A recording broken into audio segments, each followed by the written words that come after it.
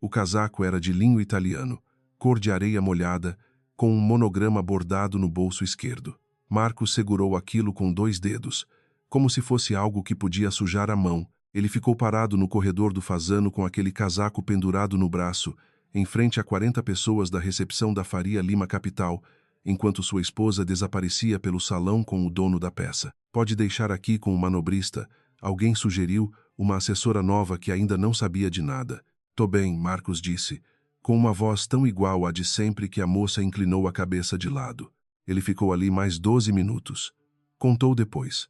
Os garçons passavam com taças de portofino espumante e ele escolhia as de água. Não porque não quisesse beber, mas porque queria estar inteiro quando precisasse. E Marcos tinha aprendido, depois de 6 anos casado com Renata, que a hora de precisar sempre chegava. Quando ela voltou, o riso ainda estava na boca e o perfume dele ainda estava no ar à sua frente. Você guardou para mim, ela disse, pegando o casaco do braço de Marcos sem olhar para ele direito. Como se fosse a coisa mais natural do mundo.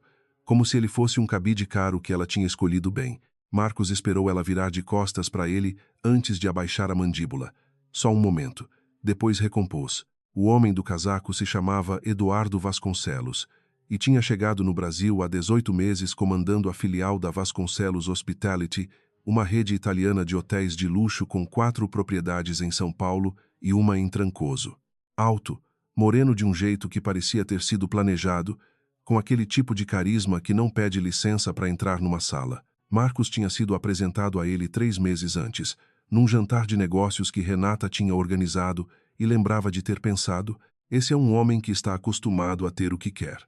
O que ele não sabia ainda era que queria Renata. Ou talvez soubesse e estivesse escolhendo não saber. No carro de volta, ela ficou com o celular na mão e não disse uma palavra até a Paulista.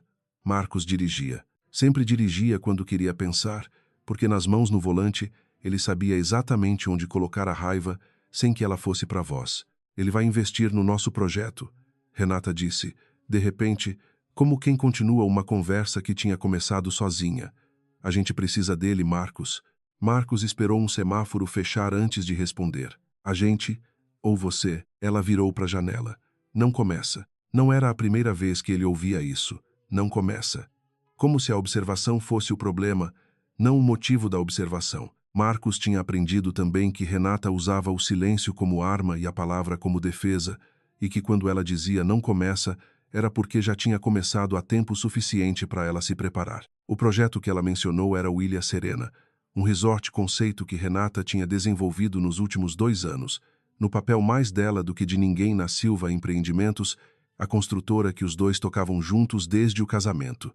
56 suítes em Angra dos Reis, spa, marina particular, gastronomia de chefe estrelado, bonito no papel, travado por capital desde o mês de março. Eduardo Vasconcelos era, segundo Renata, a solução. O problema era que Marcos tinha pedido os dados financeiros da Vasconcelos Hospitality 3 semanas antes, de passagem, como quem pergunta sobre o tempo. E o que o Henrique, seu analista de 15 anos de casa, tinha devolvido eram números que não fechavam com um homem em posição de investir 80 milhões de reais.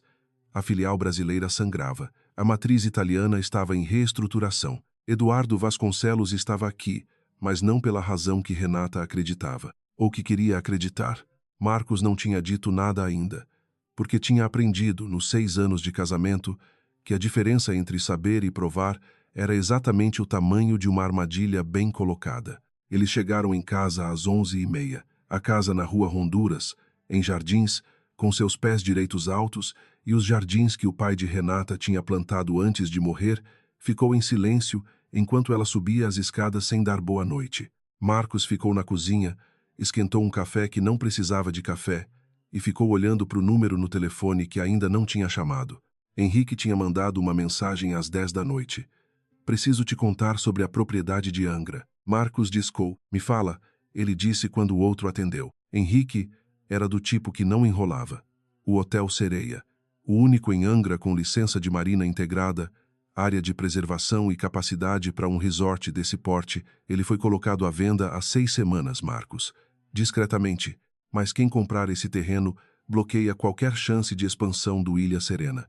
Silêncio. Quem está comprando? A holding que aparece nos documentos é luxemburguesa, mas os fundos remetem à estrutura italiana. Henrique fez uma pausa. Vou precisar de mais 2 dias para confirmar, mas o nome que estou rastreando é Vasconcelos. Marcos ficou com o telefone na mão depois que desligou. A cozinha estava quieta. Lá em cima, a luz do quarto de Renata apagou. Ele ainda segurava o gosto do café frio quando entendeu o que estava acontecendo. Eduardo Vasconcelos não queria investir no Ilha Serena. Queria enterrá-lo. E estava usando Renata para ter acesso suficiente para saber exatamente quando dar o golpe.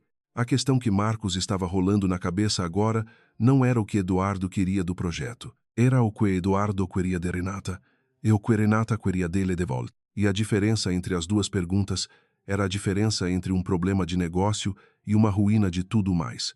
Ele desligou a luz da cozinha, subiu as escadas devagar, passou em frente ao quarto dela sem parar. No dia seguinte, Marcos ligou para Cláudio Ferraz.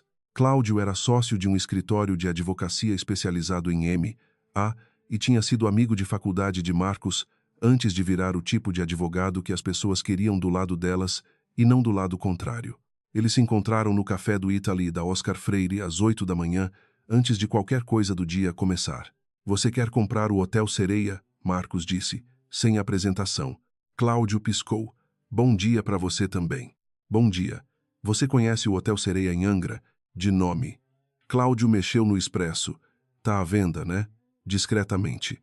Preciso ser o comprador antes de sexta. E preciso que nenhum nome apareça nos documentos até o fechamento. Cláudio ficou em silêncio por um tempo que Marcos reconheceu como tempo de calcular, não de hesitar. Você tem capital disponível ou precisa de estruturação? Capital disponível. Uma pausa. O que eu não tenho é tempo. O que Marcos não contou a Cláudio, e que não precisava contar, era que ele não queria o Hotel Sereia porque era um bom negócio.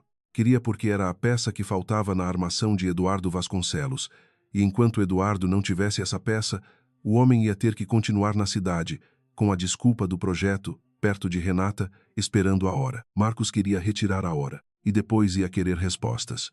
O problema era que as respostas que ele estava com medo de ouvir não eram sobre o projeto. Cláudio ligou na quinta à tarde. Tem um comprador concorrente que entrou ontem. Proposta mais alta que a sua. O vendedor está considerando. Quanto mais alta? 12%. Marcos ficou quieto meio segundo. Sobe 20. Marcos, você tem noção do que isso? Sobe 20 e fecha antes que o outro responda. Silêncio no outro lado. Depois. Tá bom. Aquela noite, Renata chegou tarde com o riso fácil de quem tinha jantado bem e não estava pensando no marido em momento nenhum. Marcos estava na varanda quando ela entrou, com um drink que nem tinha bebido, e observou a luz do corredor acender e apagar enquanto ela subia as escadas. Ele ficou na varanda mais 1 hora. Às 11h53, Cláudio mandou uma mensagem. Fechado. Você é dono do Sereia. Marcos olhou para a mensagem por um tempo. Depois olhou para o jardim que o sogro tinha plantado antes de morrer, aquele homem que tinha entregado a filha a ele com um aperto de mão e um olhar de quem estava apostando em alguém. Ele não sabia ainda se estava ganhando ou perdendo. Sabia que tinha retirado uma peça do tabuleiro que ele não tinha montado, e que amanhã Eduardo Vasconcelos ia descobrir. A reação ia dizer mais do que qualquer conversa que Marcos pudesse ter com Renata. O que ele não tinha calculado era a reação de Renata. Número de palavras: 5.541. Eduardo descobriu na sexta de manhã. Marcos soube porque Henrique ligou às 8h40 com a voz de quem acabou de assistir a algo interessante. O assessor jurídico da Vasconcelos entrou em contato com o cartório de Angra, pedindo cópia da escritura. Eles sabem. Quando Eduardo chega em São Paulo, pouso programado para meio-dia. Ele estava no Rio desde ontem. Marcos desligou e ficou olhando para o café na mesa da sala de reuniões da Silva Empreendimentos, no 32º andar da Torre da Faria Lima. Lá fora, São Paulo estava cinza, o tipo de cinza gordo de novembro que antecede chuva, mas não resolve nada. Às 10h30, Renata entrou na sala sem bater. Ela sempre entrava sem bater quando estava com raiva de outra coisa e precisava de um lugar para colocar. Marcos reconhecia o passo, a mandíbula ligeiramente fechada, o jeito de jogar o telefone na mesa como se o telefone tivesse culpa. O Hotel Sereia foi vendido, ela disse. Vi. Ela parou. Olhou para ele com aquele olhar que passava por cima dos óculos que ela nunca usava, mas que sempre aparecia quando ela estava recalibrando alguma coisa. Você viu. Henrique me mandou. E você não me contou? Marcos juntou as mãos em cima da mesa. Você sabia que estava à venda? Uma pausa pequena. Pequena demais. Eduardo tinha mencionado que tinha um terreno em análise na região, mas Eduardo tinha mencionado. Marcos repetiu com a voz igual, sem erguer. Para você. Renata ficou parada do outro lado da mesa e Marcos viu o exato momento em que ela decidiu qual versão da conversa queria ter. Viu porque conhecia ela há 11 anos, casados por 6, e sabia que quando ela cruzava os braços antes de falar era porque tinha escolhido a versão de defesa. Tô tentando salvar o Ilha Serena, Marcos. Você tá me olhando como se eu tivesse fazendo alguma coisa errada. Tô te olhando como sempre te olho. Não tá. Ele não respondeu, e foi o silêncio que ela não conseguiu sustentar. O Sereia não era o fim do mundo, ela disse, com menos certeza agora. A gente podia ter trabalhado em cima de outro ponto de acesso, podia ter... Quem comprou? Ela parou de novo. O quê? O Hotel Sereia. Você sabe quem comprou? A pergunta ficou no ar por 3 segundos que Marcos contou sem desviar o olhar. Não, ela disse. A escritura ainda não saiu. Já saiu. Ele pegou o telefone, girou na mesa em direção a ela com a tela aberta. Desde ontem à noite, Renata olhou para o documento. Leu o nome da holding. Leu de novo. Marcos viu a cor mudar no rosto dela de um jeito que não era raiva.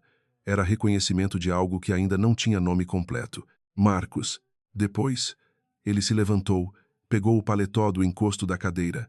Tenho reunião às 11. Ela ficou parada com o telefone na mão enquanto ele saía. Ele não olhou para trás porque sabia que, se olhasse, ia ver o rosto de uma pessoa que estava tentando entender quantas coisas ao mesmo tempo, e não era a hora de deixar ela entender ainda. A reunião das 11 era com Cláudio. Eles se encontraram numa sala de vidro no escritório da Ferraz Advocacia, com vista para o Ibirapuera ao longe, e Cláudio tinha 3 pastas na mesa e a expressão de quem dormiu pouco. Você quer que eu te conte tudo ou quer que eu pule direto para o problema? Pular? O problema é que a holding luxemburguesa que concorreu com você para o Sereia tem conexão documentável com a Vasconcelos Hospitality, o que por si só não é crime. O problema dentro do problema, Cláudio abriu uma pasta, virou ela para Marcos, é que nos últimos 4 meses, 3 propriedades que estavam no radar do Ilha Serena sumiram do mercado antes que a Silva Empreendimentos pudesse fazer proposta formal. Todas compradas por estruturas que remetem ao mesmo nó financeiro. Marcos olhou para os documentos. Ele estava bloqueando o projeto antes de aparecer como investidor. Isso parece. Por quê?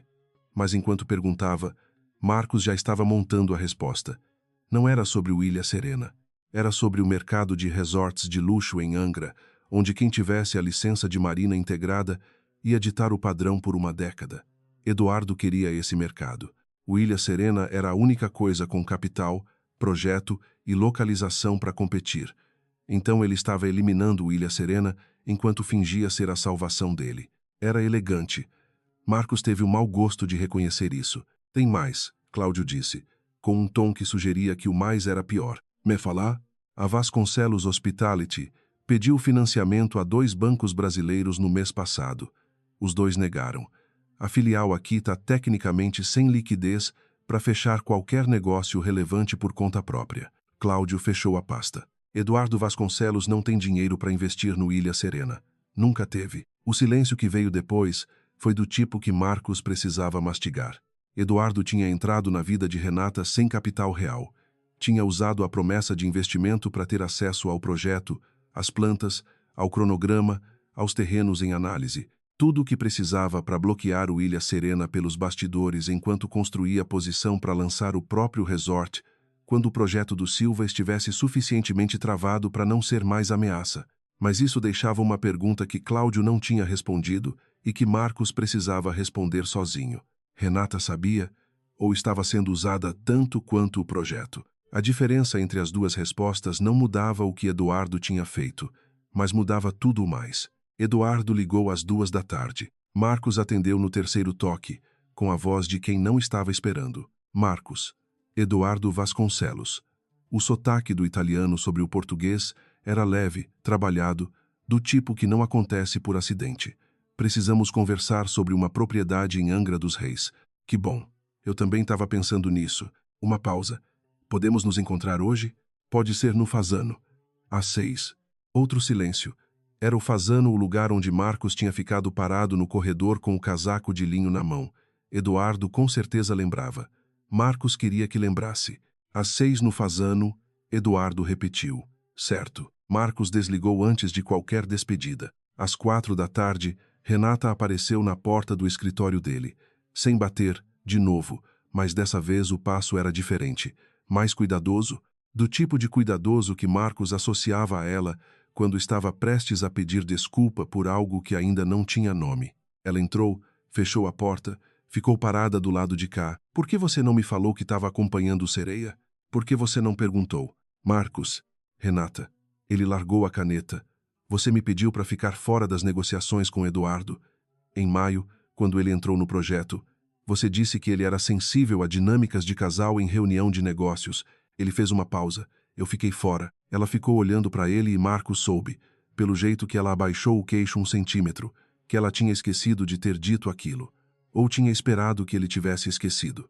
O Sereia foi a única coisa que você acompanhou? Não. Ela ficou quieta. Sento com você hoje à noite, Marcos disse. Mas primeiro preciso de uma reunião. Com quem? Com Eduardo. O silêncio que veio depois era diferente de todos os anteriores.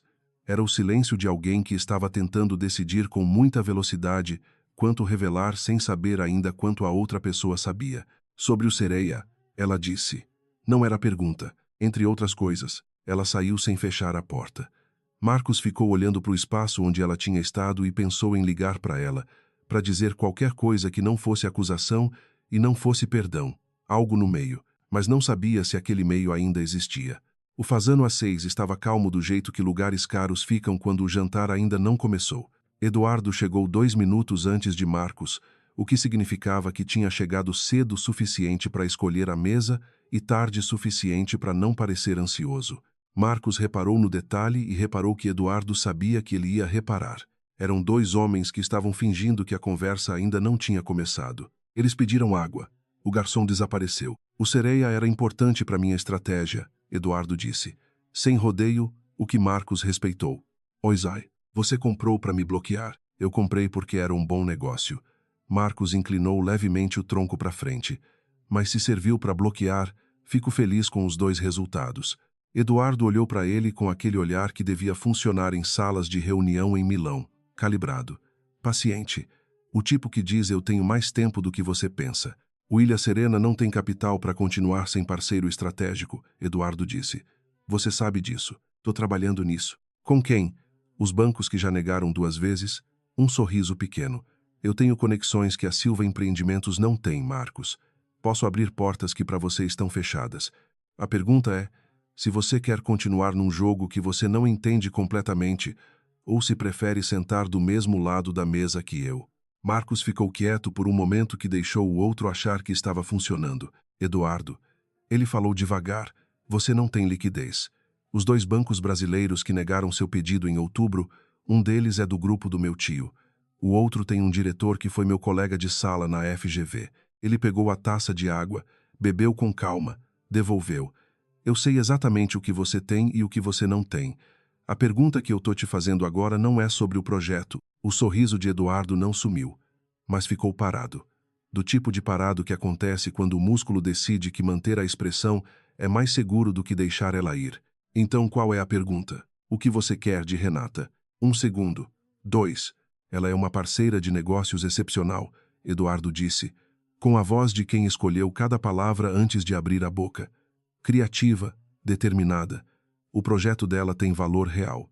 Só não tem estrutura. Não estou perguntando sobre o projeto. Eduardo ficou olhando para Marcos com os olhos frios como o mármore da entrada do hotel, e Marcos ficou olhando de volta sem nenhuma pressa, porque sabia que pressa era do lado de quem tinha algo a esconder. Você está fazendo uma acusação, Eduardo disse, mais baixo agora. Estou fazendo uma pergunta. Marcos se levantou, ajeitou o paletó, e você não respondeu. O que me diz bastante. Ele deixou dinheiro suficiente para cobrir as águas e saiu sem olhar para trás. No estacionamento, ele ficou dentro do carro por 4 minutos antes de ligar o motor. Não porque estava abalado, porque estava pensando em Renata, que naquela hora estava em casa ou num lugar que ele não sabia, e que ia receber uma ligação de Eduardo em algum momento da noite contando alguma versão daquela conversa. E a resposta dela ia dizer o que as perguntas de Marcos não tinham conseguido arrancar. Ele ligou o carro, saiu devagar pela Rua Vitória. São Paulo ao redor era o tipo de barulho que não para nunca. O telefone vibrou quando ele chegou na Consolação. Renata, ele deixou tocar. 3 vezes. Na quarta, atendeu. Ele ligou para você, Marcos disse, antes que ela abrisse a boca. Silêncio do outro lado. Depois, como você sabe? Porque é o que eu teria feito no lugar dele. Pausa. O que ele disse? Disse que você foi rude, que fez acusações. Fiz uma pergunta. Qual pergunta? Marcos passou a mão no volante. O que ele quer de você além do projeto? O silêncio dessa vez foi diferente, mais comprido. E dentro dele havia alguma coisa que Marcos não conseguia nomear ainda, mas que era sólida o suficiente para ter peso. Marcos, você tá em casa? Tô. Eu chego em 20 minutos. Ele desligou. Acelerou pela Paulista vazia de quem conhece o caminho de cor. Não era raiva o que sentia. Era aquela coisa fria que fica depois que a raiva passa, quando você já sabe o suficiente para ter certeza que o pior não é o que aconteceu, mas o que você vai ter que ouvir em voz alta. Renata estava na sala quando ele chegou, sem a bolsa, sem o casaco, sentada no sofá com as mãos juntas no colo do jeito de quem praticou uma posição, e depois percebeu que posição nenhuma fica natural quando você tem alguma coisa pesada para dizer. Marcos jogou as chaves na bancada da entrada. Ficou parado a uns 3 metros dela. Me conta, ele disse. Ela levantou a cabeça. Nos olhos dela havia uma tristeza que se espalhava devagar, como orvalho que ainda não secou, e Marcos soube que o que vinha a seguir não era mentira. O que vinha era pior. Era a verdade na versão que ela tinha escolhido para acreditar primeiro. Eu gosto dele, ela disse. As palavras saíram baixas, sem dramaturgia. Não sei se é mais do que isso, mas eu gosto. E eu sei que não devia. Marcos ficou parado. Aconteceu alguma coisa? Sua voz saiu mais funda que o normal. Não. Ela balançou a cabeça. Não aconteceu nada. Mas não porque eu não pensei. Ela fechou os olhos por um segundo. Eu precisava te contar. Antes que você descobrisse de outro jeito. Marcos ficou olhando para ela por um tempo que não tinha medida. Então foi até a janela. Ficou de costas para ela, olhando para o jardim do sogro morto lá fora, aquelas árvores que o homem tinha plantado com as mãos e que continuavam crescendo sem ele. Você sabe o que ele estava fazendo com o projeto? Marcos disse. Não era pergunta. Não. Não sabia. Sabe agora. Uma pausa. Você me contou agora. Não. Eu não contei nada. Ele virou para ela. Mas você acabou de confirmar que sabia que tinha alguma coisa errada e escolheu não ver. Renata ficou com a boca aberta um segundo antes de fechar. Era a diferença entre as duas perguntas que Marcos tinha rolado na cabeça desde a noite do fazano. E agora tinha a resposta. Ela não sabia do golpe, mas havia deixado de olhar para frente porque estava olhando para um lado. E essa era uma espécie diferente de traição. Não de corpo, de atenção. Do tipo que vai corroendo por baixo até que você percebe que estava sozinho numa sala cheia. Marcos pegou o paletó que tinha jogado no braço do sofá. Não vou embora, ele disse. Mas essa noite eu não consigo ficar aqui. Ele saiu. A porta fechou com o tipo de barulho que não é portada, mas que também não é silencioso. No corredor do prédio, esperando o elevador, ele ficou olhando para o próprio reflexo nas portas de aço escovado. Era um homem que tinha comprado um hotel em 48 horas. Que tinha montado uma armadilha antes de saber com certeza se precisava de uma. Que tinha chegado em casa e ouvido a esposa dizer que gostava de outro homem com uma calma que ele não sabia se era força ou entorpecimento, e que agora precisava decidir o que fazer com tudo isso. O elevador chegou. Ele entrou. As portas fecharam. Lá em cima, no apartamento, Renata ficou sozinha com o jardim do pai e a verdade que tinha dito em voz alta pela primeira vez. E o que ela ainda não sabia era que a compra do Hotel Sereia era só metade da história. A outra metade envolvia um nome que Eduardo Vasconcelos tinha mencionado para ela em 3 conversas separadas, como quem cita de passagem. Um nome que ela tinha ouvido e guardado sem entender por que guardava. O nome de um sócio silencioso na holding luxemburguesa, que era o nome de solteira da mãe de Marcos. A chuva chegou antes do amanhecer. Renata estava acordada quando ouviu as primeiras gotas no telhado de vidro da varanda. Tinha ficado no sofá da sala até quase 2 da manhã, com o celular na mão e o nome da mãe de Marcos repetindo na cabeça como um ticker que não parava. Beatriz Monteiro. O nome de solteira que Eduardo tinha deixado cair nas conversas como quem deixa cair por acidente, e que ela tinha guardado sem entender o peso que aquilo ia ter. Ela não tinha dormido. Tinha ficado pensando em quantas coisas ela tinha escolhido não juntar. Às 6:30 da manhã, com São Paulo ainda escuro de chuva, ela ligou para Marcos. Ele atendeu no segundo toque. Estava acordado, o que significava que também não tinha dormido. Precisamos conversar sobre Beatriz Monteiro, ela disse. Um silêncio curto, diferente dos anteriores. Esse era de surpresa real. De onde você tirou esse nome? Eduardo mencionou. 3 vezes. Eu achei que fosse coincidência. Ela ficou em pé, foi até a janela. Não é coincidência, né? Não. A voz de Marcos estava diferente agora, menos controlada. Do tipo que ele usava quando alguma coisa tinha escapado do plano. Onde você ouviu pela primeira vez? Em julho. Ele disse que a holding tinha um sócio brasileiro com histórico no setor hoteleiro. Não deu sobrenome. Depois, em agosto, citou um projeto antigo em Búzios que tinha envolvido uma família paulista e em setembro ela parou. Em setembro, ele perguntou se eu conhecia bem a história da família Monteiro de São Paulo. Marcos ficou em silêncio, por tempo suficiente que Renata precisou checar se a linha ainda estava aberta. Ele estava testando o quanto você sabia, Marcos disse por fim. Sabia o quê? Marcos, eu não sei o que eu devia saber. Minha mãe. A voz saiu mais baixa. Beatriz Monteiro foi sócia de uma construtora em São Paulo nos anos 90. O sócio dela era o pai de Eduardo Vasconcelos, quando a família ainda operava no Brasil. Eles tiveram uma disputa de participação societária que foi para a arbitragem. Minha mãe ganhou. A família Vasconcelos saiu do Brasil com uma derrota e uma conta que nunca fechou. Renata ficou com a mão na janela, olhando a chuva descendo pelo vidro. Eduardo não está aqui pelo mercado de resorts, ela disse devagar. Não. Ou não só. Marcos fez uma pausa. Ele está aqui para terminar o que o pai não terminou. O Ilha Serena era o veículo. Eu era o alvo. E você, ele parou. Eu era o acesso. Ela terminou. O silêncio depois disso foi diferente de todos os que tinham tido antes. Não era de raiva, não era de defesa. Era do tipo que acontece quando duas pessoas estão olhando para o mesmo buraco ao mesmo tempo e nenhuma tem certeza de quão fundo vai. Eu não sabia, ela disse. Eu preciso que você saiba que eu não sabia. Eu sei. Uma pausa.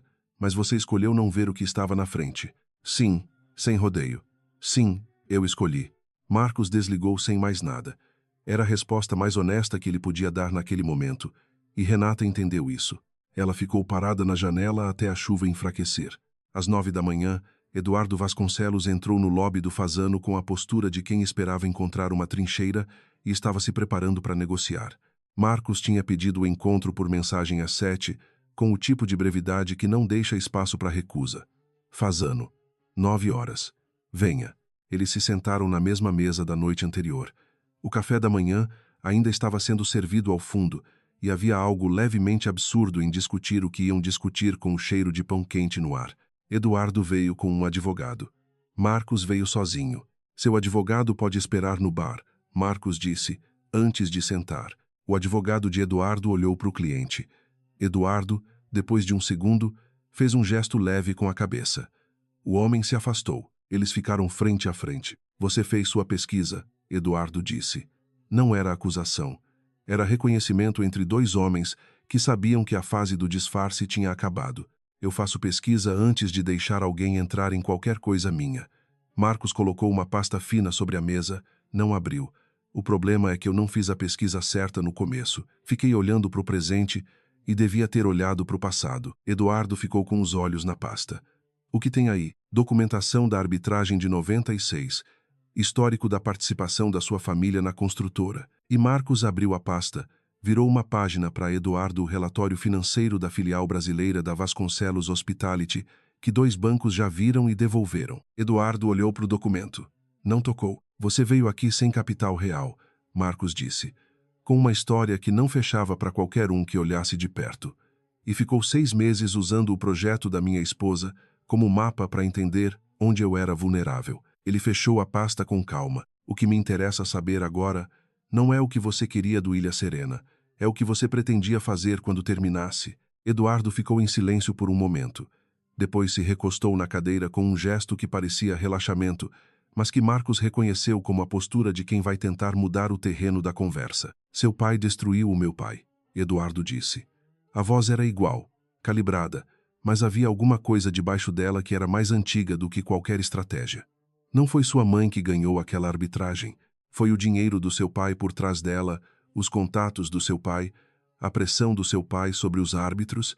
O meu pai saiu desse país com uma empresa que valia 1/3 do que deveria valer e uma reputação que ele nunca recuperou. Morreu 5 anos depois. Uma pausa.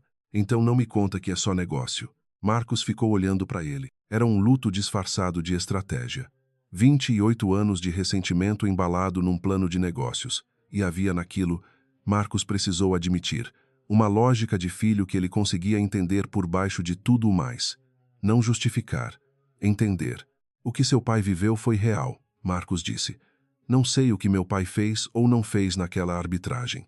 Nunca vou saber, porque ele morreu antes de eu ter maturidade para perguntar. Ele pausou, mas você entrou na vida da minha esposa usando ela como ferramenta. E isso não tem a ver com seu pai. Ela foi útil, ela é uma pessoa. A voz de Marcos não subiu, mas ficou mais densa. Não uma ferramenta. E você sabia disso o tempo todo. Eduardo abriu a boca. Fechou. Alguma coisa no rosto dele mudou. Não muito, mas o suficiente para Marcos ver que o homem não tinha uma resposta para aquilo que fosse limpa. Você vai publicar o relatório financeiro?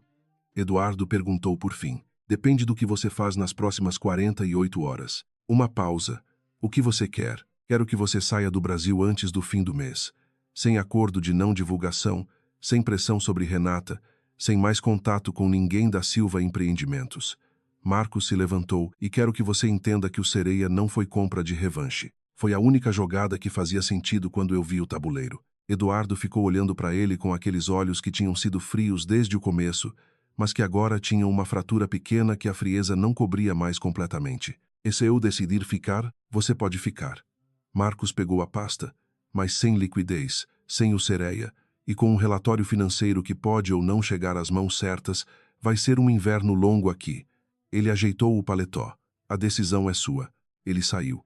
O advogado de Eduardo, sentado no bar, levantou quando viu Marcos passar, mas Marcos não parou. No estacionamento, ele ficou no carro por 2 minutos. Não por hesitação, por aquela necessidade de parar um segundo antes que o próximo movimento começasse, que ele tinha desde criança, desde a época em que o pai dizia que xadrez se joga nos intervalos, não nas jogadas. Ligou o carro, passou o dia trabalhando. Não falou com Renata. Não porque estivesse evitando, mas porque havia uma ordem natural para certas conversas, e aquela não era a hora certa ainda. Tinha coisas que precisavam pousar antes de ser tocadas. Às 4 da tarde, Henrique mandou mensagem. Assessor jurídico da Vasconcelos consultou passagens para Milão na próxima semana. Às 6, Cláudio ligou para confirmar que nenhum movimento novo tinha sido registrado contra o Sereia ou contra o Ilha Serena nos cartórios consultados. Às 8 da noite, Marcos parou o carro em frente à casa da Rua Honduras e ficou olhando para a janela da sala iluminada. Entrou. Renata estava na cozinha. Não estava cozinhando. Estava sentada no banco alto da bancada com uma xícara nas mãos que devia estar fria faz tempo. Ela levantou os olhos quando ele entrou, mas não disse nada. Esperou. Marcos jogou as chaves na bancada, do outro lado dela. Ficou parado. Você sabia que gostava dele desde quando? Ele falou sem dureza. Era uma pergunta real. Ela girou a xícara entre as mãos uma vez antes de responder. Desde março, quando ele apareceu pela terceira vez no escritório com uma desculpa diferente a cada vez, e eu percebi que eu estava esperando pela desculpa seguinte. E você não veio me contar. Não. Ela baixou a xícara. Porque eu sabia que se eu contasse em voz alta ia ter que fazer alguma coisa. E eu não queria fazer nada porque eu não queria que aquilo fosse real. Marcos ficou olhando para ela. Mas era real, ele disse. Era o começo de alguma coisa que eu não deixei chegar a lugar nenhum. Uma pausa. Não porque não podia. Porque eu não quis. Por quê? Ela ficou em silêncio por um momento que Marcos não apressou. Porque quando eu tentei imaginar o que seria a vida sem você, ela disse, mais baixa, o que eu vi foi um apartamento muito silencioso e muito organizado e sem ninguém que me conhecesse do jeito que você conhece. Ela olhou para ele. E eu não quero isso, mesmo quando a gente fica meses sem realmente falar. Marcos ficou parado. A gente fica meses sem realmente falar. Ele repetiu. Você sabe que fica. E ele sabia.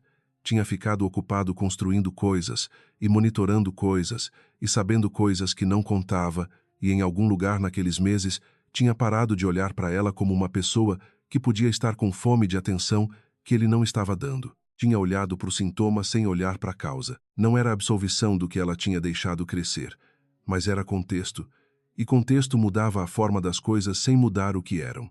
Ele foi até a bancada. Ficou do lado dela, não na frente. Pegou a xícara dela, bebeu o que restava de café frio, devolveu. Ela olhou para ele de lado. Isso era meu, ela disse. Era café frio, ainda era meu. Ele ficou em silêncio por um segundo. Depois, eu comprei o Hotel Sereia. Ela já sabia, mas ouvir ele dizer assim, diretamente, sem estratégia na voz, foi diferente. Por que você não me contou antes de comprar? Porque não sabia ainda o que eu queria fazer com tudo isso. Ele apoiou os cotovelos na bancada. E porque eu precisava de uma coisa que fosse minha, antes de saber o que ainda era nosso. Renata ficou olhando para frente por um tempo. A cozinha estava quieta do jeito que fica quando a chuva passou e ainda não começou nada novo. O que você quer fazer com o Sereia? Ela perguntou. Ainda não sei. Uma pausa. Mas estou pensando em um resort em Angra com 56 suítes, spa, marina particular e uma arquiteta que conheço que tem um projeto bom demais para ficar travado por capital. Ela virou para ele. Ele não estava sorrindo, mas havia alguma coisa no rosto dele que era mais mole do que tinha sido nas últimas semanas. Do tipo de mole que aparece quando a armadura decide que já cumpriu a função e pode descansar por uma hora.